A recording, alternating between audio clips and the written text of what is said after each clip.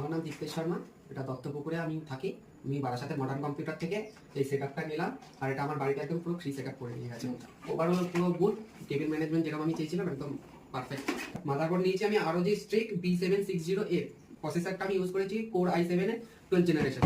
আর আমি NVMe স্টোরেজের জন্য নিয়েছি M.2 কিংস্টোনের, র্যাম নিয়েছি XPG লেন্সার, তোমার SSD নিয়েছি একটা SATA BX500, গ্রাফিক্স কার্ড আমি নিয়েছি MSI 4060 2X ভেন্টার, আর পাওয়ার সাপ্লাই নিয়েছি আমি কুলার মাস্টারের 650 ওয়াটের।